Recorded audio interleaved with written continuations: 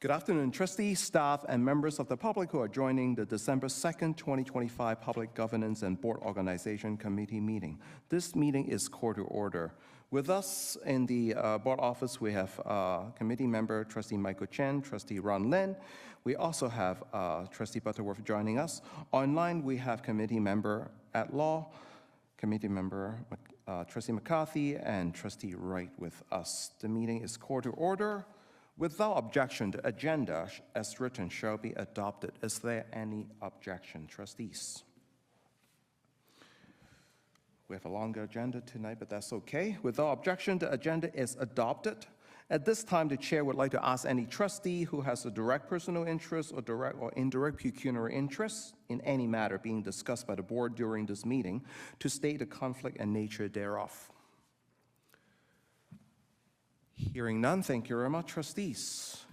Moving along to the approval of the October 28th GBOP public minutes on page 3 to 6, distributed to all trustee member. I will allow trustee to have a brief moment to familiarize yourself with the minutes on page 3 to 6 of the agenda package.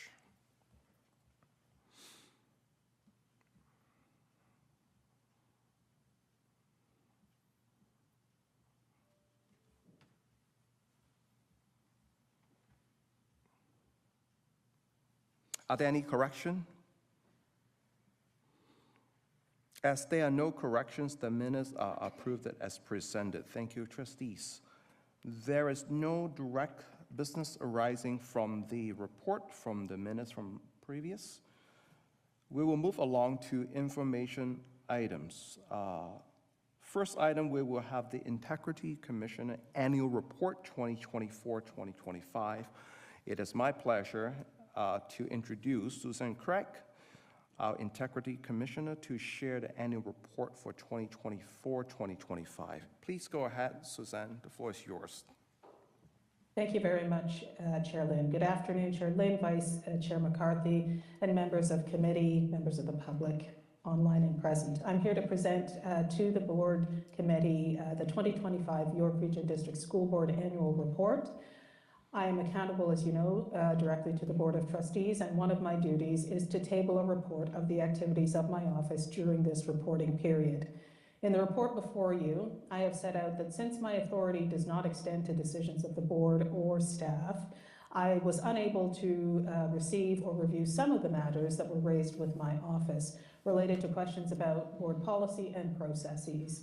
When I received this category of complaint, I responded to the complainants with respect to their issues that I dismissed, encouraging them to work with your staff to gain a better understanding of how to influence board policies and access information to facilitate full public participation. In addition, as I set out in the report before you, as was the case last year, at the municipal level of government, the legislature determined that effective 2019, a municipal integrity commissioner may investigate and form a view based on available information about whether there has been a breach of the MCIA for municipal councillors.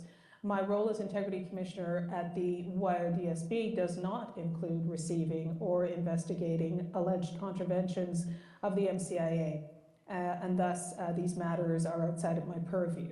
These two areas of concern, dissatisfaction with board policies from some members of the public, and the procedure followed, and registering criticisms of them, as well as issues relating to concerns about pecuniary interests in a matter before the board for decision, continue to create confusion with individuals who reached out to my office and who erroneously but understandably took from my title, Integrity Commissioner, that I necessarily would be able to receive and resolve their complaints. I again strongly recommend to this committee and board that the avenues for complaints and opportunities to participate in updates to board policies available to the public be clearly set out on the website and otherwise communicated to the public. And if this has already been done so, that this be clarified and reinforced for the public so that they know where they may bring their concerns, but not just their concerns, but how they can access opportunities to participate in development of your policies and amendments to your policies that affect them, the students and schools. With respect to complaints, in this reporting year, I received no request for code information from trustees. And when I say code information, clarification of code rules versus 2 last year, 5 from the public this year versus 4 last year. And these related to, in particular, undue influence and confidentiality. And what those rules entail for trustees. In terms of formal complaints, I received 2 in this reporting period versus 6 last year, all of which were dismissed. While the conduct raised in the formal complaints this year and last year highlighted the complainant's belief that trustees had acted contrary to their code obligations and thus were brought forward to me, what I determined in my review of these concerns was that the real issues related to policy, for example, school naming, as was the case last year, or acceptable language at committee and board meetings, which is different from disrespectful or discriminatory language, and I tried to explain that to the complainants. There have been discussions, as I set out in this report, on sensitive topics touching on gender, race, and religion. While there have been differing perspectives by trustees, the how trustees put forward their perspectives was, in my determination, aligned and in compliance with your ethical obligations under the code. I explained to individuals who reached out to my office that simply putting forward one's perspective on a divisive issue is not tantamount to a code violation. It is how this perspective is communicated, and that has not been running afoul of the code based on the information that I have reviewed. I explained that set out in the 2023 Divisional Court decision regarding the Toronto Catholic District School Board. The court stated, the board has a statutory obligation, and this refers to all school boards, but in particular, this decision was relating to the Toronto Catholic District School Board. The board has a statutory obligation to promote student well-being and a positive and inclusive school climate. The board also has an obligation to enforce a minimum standard of conduct expected of all trustees. The court set out that the language used by that trustee was not found to be contrary to the code rules because he was stating his religiously held views. That was not the case, but rather how he conveyed his position. In fact, the court stated, the board decision to sanction that member of the board did not sanction him for holding certain religious beliefs or for debating the issue of extending protected grounds under the code of conduct, but rather the trustee was sanctioned for using extreme and derogatory rhetoric that fell short of the standards of the code. The formal code complaints that I received and dismissed this year and last year had merit insofar as matters of relevance. They touched on issues of importance to your board and to your community. However, I am not given the jurisdiction to review board policy nor participate in changes to the policy, or as I mentioned, to receive MCIA complaints against trustees. And so again, I found myself having to explain this to the individuals who reached out to my office. I had 1 informal complaint versus 8 last year, and that 1 informal complaint was dismissed without further action. In March 2025, in the report before you, I set out that I was asked and I conducted a review of the YRDSB Trustee Code of Conduct and your protocol in relation to the changes as a result of the updates to Section 218.2 of the Education Act. In my review, I determined that the existing Code of Conduct and complaint protocol provisions for your district complied with the updates to the Education Act, and this confirmed that the work done in the past, that you have done in the past, on your ethics documents met current best practices as set out by the province. In conclusion, I state in the report before you that trustees have continued to endeavor to adhere to the rules of the code and demonstrate an engagement with my office in accountability and transparency. Of note, I conclude the report by stating that 2026 is a municipal election year, and as such, I commit to working with district staff as needed to develop election year guidelines to assist trustees to navigate this time period as they may be both candidates and members of the board. I'd like to thank the chair, board trustees, and board services staff for collaboration with my office in assisting me in fulfilling my mandate for the board as your integrity commissioner. And I thank you and submit this report for your receipt. Thank you very much, Suzanne, for the very great report. I just want to, before I give my comment, I just want to open the floor to any one of my colleagues to have any questions for the annual report to Suzanne, our Integrity Commissioner.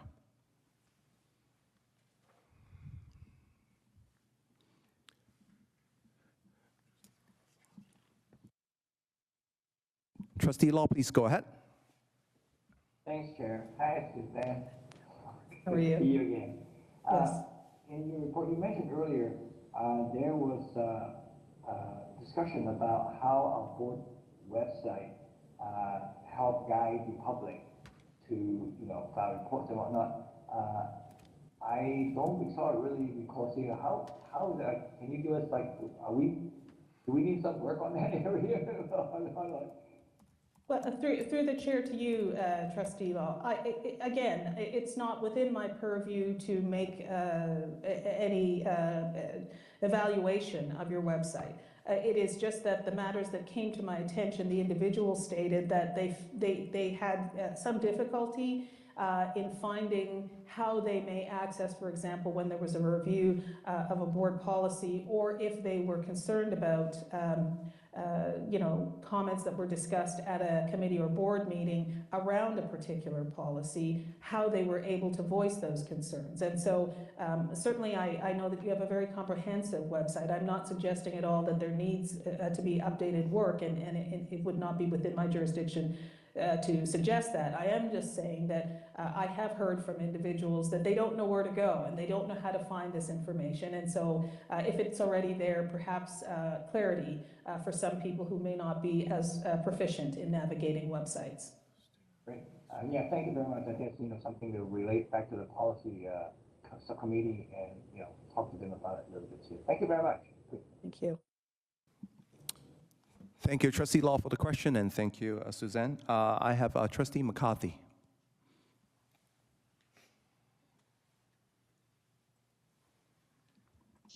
Thank you, Chair Lynn. Through you. Hi, good afternoon, Suzanne. Nice to see you again. I like it that I only see you once a year. That makes me happy.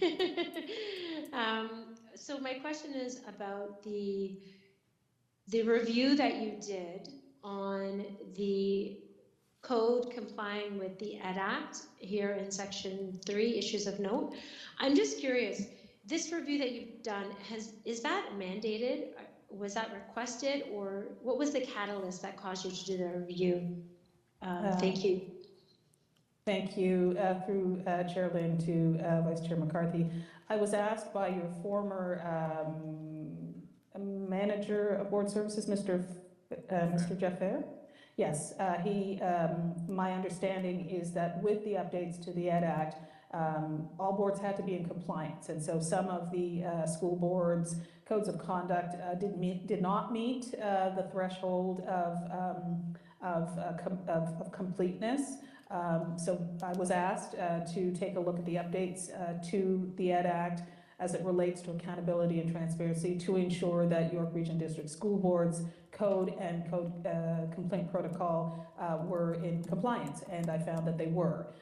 As a matter of fact, you have gone beyond in some cases as it relates to seeking to first look for informal resolution where there is a code complaint, ensuring that matters relating to discrimination in the Human Rights Act, Human Rights Code are included in your code. So it was a quick review for me because your code and code protocol contained all that the province required of codes and code protocols. Thank you, thank you. I really appreciate that. We'll keep that in mind for the next time any updates are sent out to the ED Act. Thank you very much. Thank you, Chair. That's it for me. Thank you very much. Any other trustees?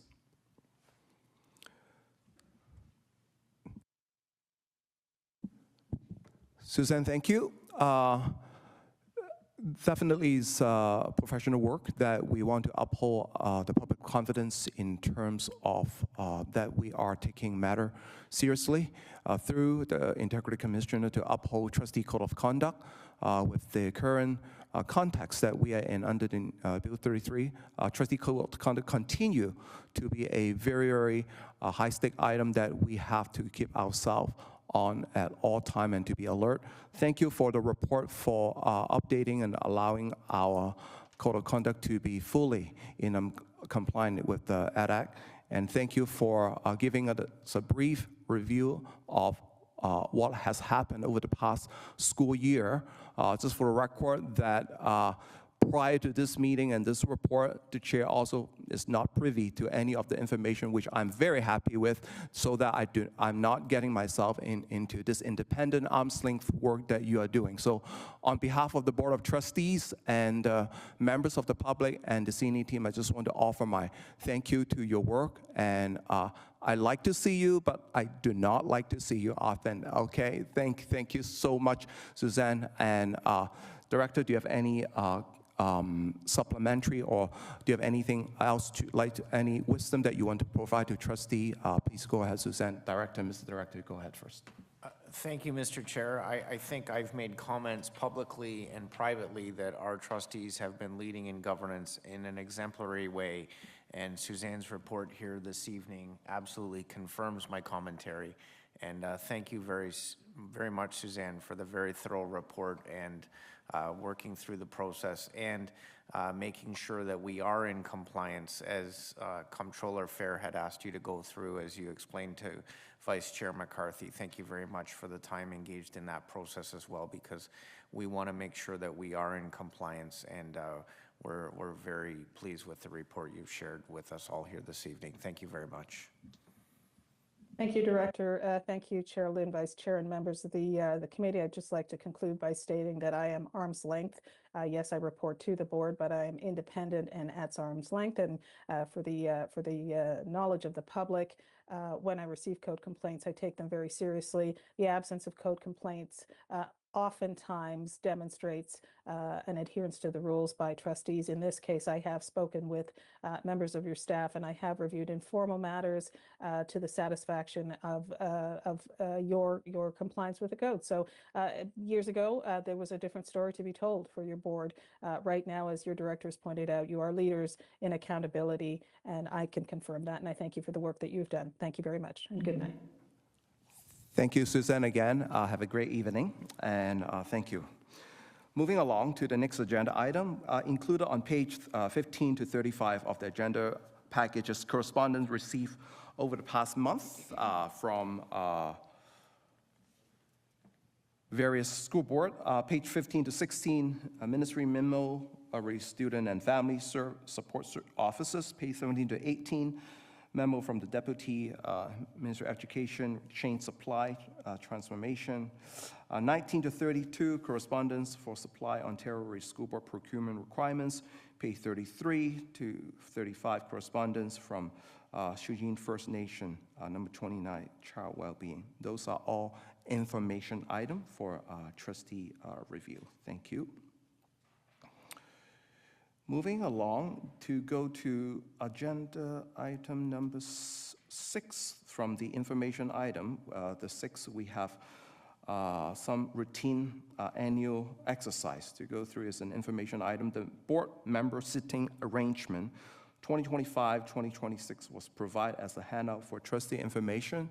I just want to state that the chair does not have any influence to this, and I just want to say thank you to Audrey Ballard, Trustee Services Manager, for bringing this information item up. Trustee, if you have any questions, please feel free. I think I have, it is as the handout sent out to my colleagues earlier today. I am good with it, but I am open for any question or any supplement from Audrey if you have any.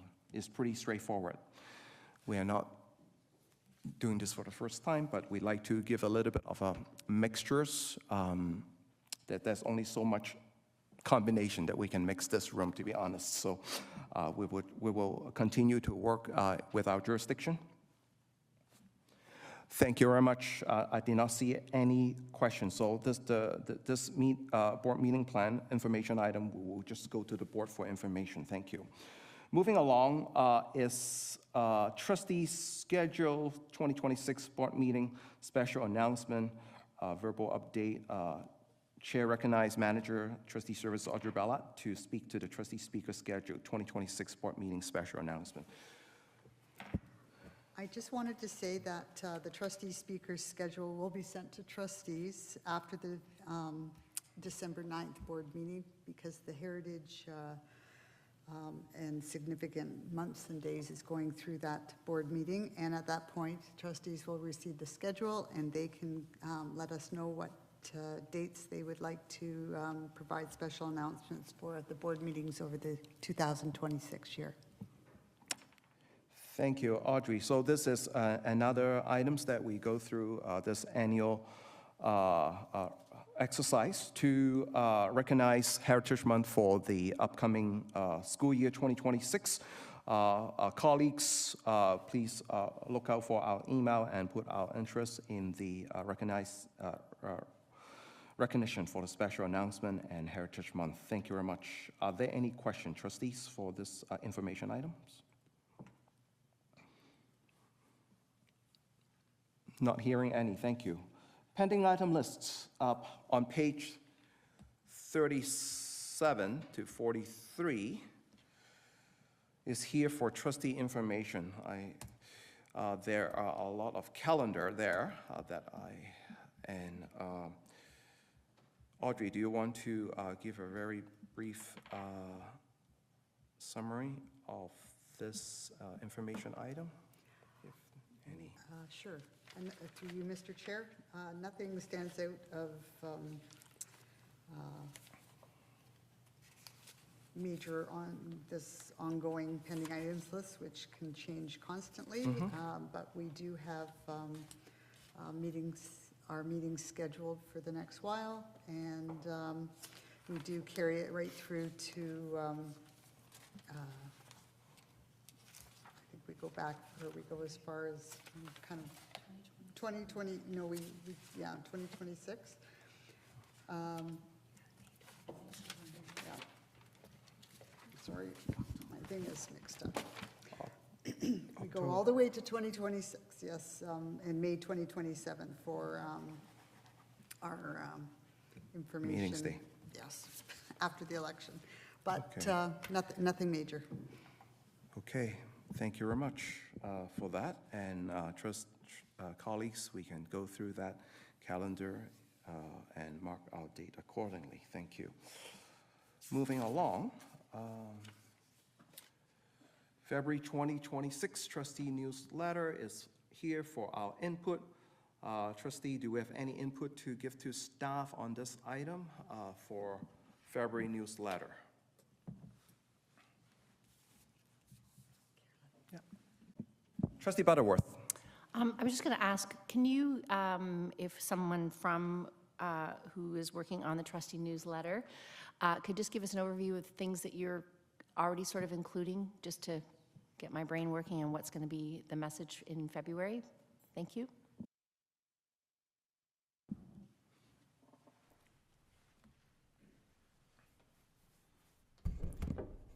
We haven't started drafting that yet, but generally February would be a month where we talk about progress report cards, looking towards spring break. Those might be some of the high-level topics we might talk about, but happy to collect any input if you have any other thoughts. And we would also fill in any blanks if you are looking to fill that in. We just don't have the blanks filled in at this point yet.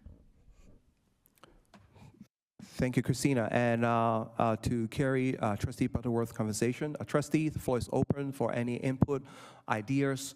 Feel free to unmute your microphone or just raise your hand and just speak up so that communication can take some of our input. Trustee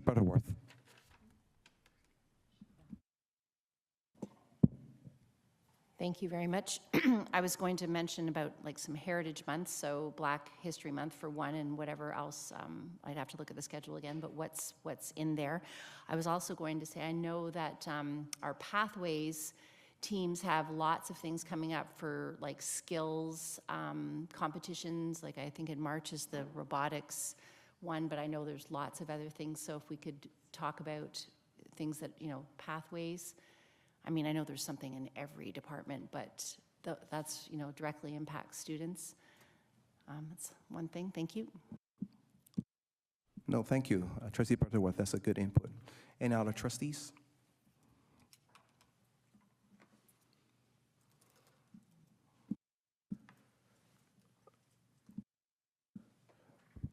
I remember that February, we do have a more Heritage Month coming along, and over the past, through the Parent Council Forum, we have had a lot of pathway explanation.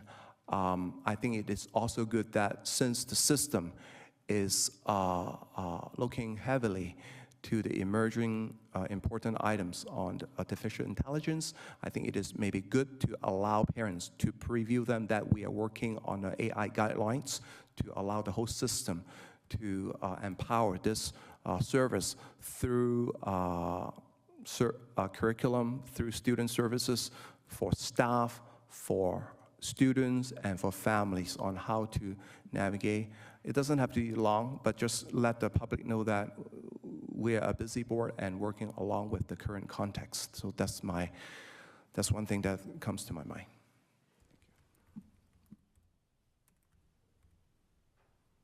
And communication is always great to local level trustees. That if you have anything happen locally, you can always reach out to communication team, and they can help to tweet to fulfill the needs of your constituents. So thanks, Christina. Trustee Butterworth, yeah, please go ahead. Not sure if it'll be relevant, but speaking with one of the student trustees last night, I know Friday, and I think the director mentioned it this past Friday, they had the President's Council thing, and some good things came out of that in terms of, I don't know, clubs or something.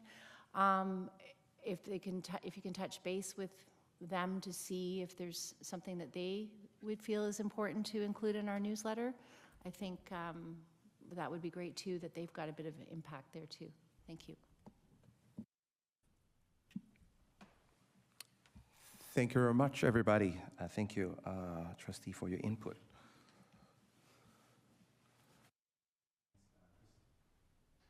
Thanks, Christina, again. Moving along, we will have a couple of decisions item. I am looking at page 45 to 46. We have a request for delegate status, M. Austin. Included on page 45 to 46 of the agenda package is the request for delegation status, M. Austin, regarding Georgina Busing Secondary Specialty Program for trustee consideration and a decision. I have read that. The chair recommends the following motion for adoption. Resolve that the Governance and Board Organization Committee shall schedule the delegation as presented to the GBOP for the next Learning, Equity, and Wellbeing Standing Committee meeting. Further resolve that trustee services be authorized to advise the delegate of the decision of GBOP. Is there a mover? Thank you, Trustee Michael Chen. Any question?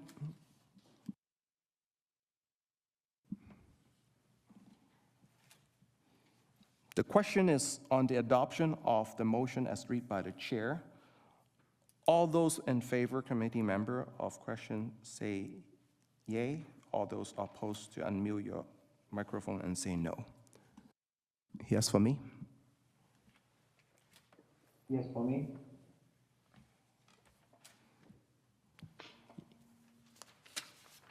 Yes. Yes, for trustee, right? Yes, Pamela McCarthy? Thanks. The yes have it. The motion is, as read by the chair, is adopted, and the delegation is scheduled for the next Learning, Equity, and Wellbeing Standing Committee meeting. Thank you very much, trustees. The chair will recognize Christina Choham, again from Communication, to answer any question on this item before we proceed to the recommendation.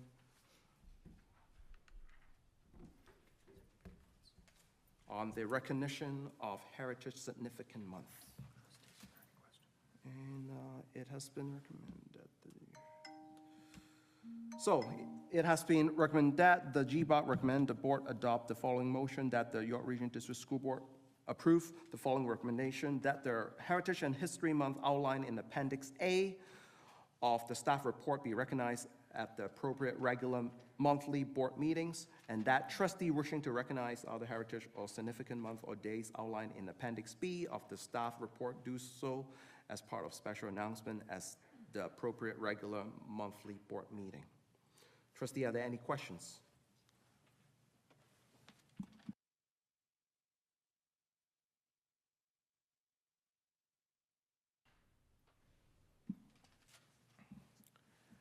Without objection, the GBOC shall recommend the board adopt the recommended motion. Is there any objections? Trustees? Hearing none, without objection, GBOC recommends that the board adopt the presented motion. Thank you very much. Moving along, page 55 to page 58, Special Education Committee representation. I noticed there are 3. The chair recognizes Coordinating Superintendent Wendy House to speak to the next 3 decision items all in one. Thank you very much. Yes, thank you, through you, Chair. I am requesting this evening approval for the replacement of some of our SEAC representatives. So first, for approval for Sue Walters to be the representative and Claire McDonald as the alternate representative for Your Support Services Network, effective December 9th, 2025 to November 14th, 2026. I'm requesting approval for Sandy Ho to be the representative for Autism Ontario Central East Region, effective December 9th, 2025 for the term ending November 14th, 2026. And that we receive approval for Isabel Kadur as the alternate representative for the Learning Disabilities Association of York Simcoe, effective December 9th, 2025 for the term ending November 14th, 2026. Thank you, Coordinating Superintendent House, for this, and always appreciate the SEAC contribution. And Trustee Butterworth has been sitting in the SEAC and is always able to share good information with us, so thank you. Without objection, the committee, it has been recommended that the Governance and Board Organization Committee recommend that the board adopt the following motion. Resolve that per Regulation 46497, Special Education Advisory Committee regarding additional SEAC members, to the board approval, the appointment of Sue Waters, Sandy Ho, and Isabel Kadur as for Sue Waters and Sandy Ho as representative. You know what? I will read it out separately more clearly, even though they are all doing the same role. I'll read it again. Resolve that per Regulation 46497, Special Education Advisory regarding additional SEAC members, the board approved the appointment of Sue Waters as the representative and Claire McDonald as the alternate representative for the Your Support Service Network to the Special Education Advisory Committee, effective December 9, 2025, for the term ending November 14, 2026. Further resolve that per Regulation 46497, Special Education Advisory regarding additional SEAC members, the board approved the appointment of Sandy Ho as the representative of Autism Ontario Central East Region to the Special Education Advisory Committee, effective December 9th, 2025, for the term ending November 14, 2026. Last but not least, further resolve that as per Regulation 46497, Special Education Advisory Committees regarding additional SEAC members, the board approved the appointment of Isabel Kadur as the alternate representative of the Learning Disability Associations of York Simcoe to the Special Education Advisory Committee, effective December 9, 2025, for the term ending November 14, 2026. I got it right. Is there any objection to the adoption of the motion?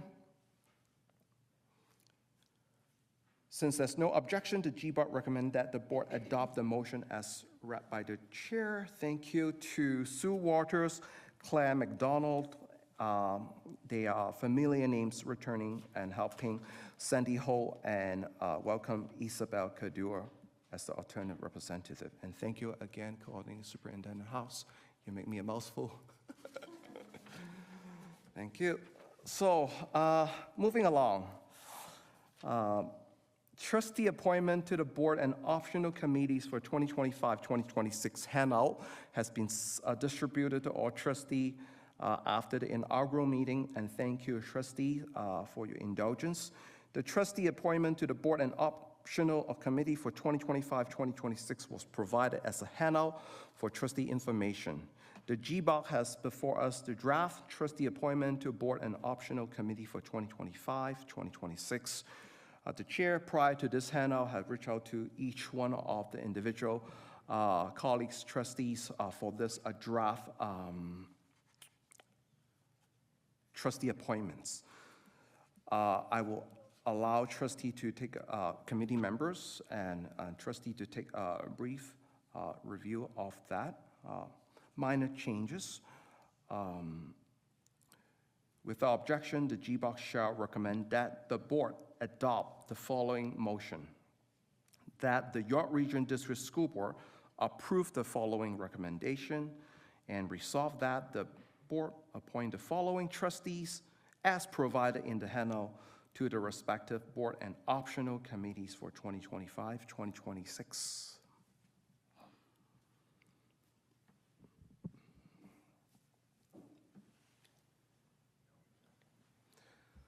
Since there's no objection, the GBOC has recommended the motion to the board for adoption. Thank you very much, colleagues and staff in assisting in drafting this 25-26 committee appointment.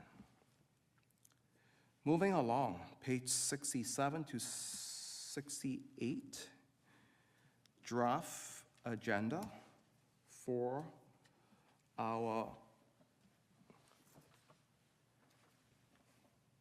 board meeting, public session, December the 9th, 2025.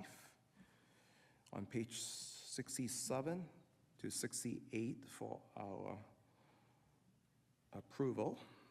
I'm just taking a look at it.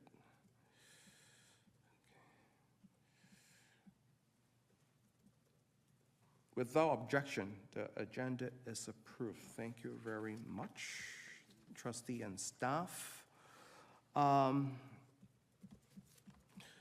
As there's no new business, this public meeting is adjourned. Thank you very much, trustee, staff, and members of the public. Am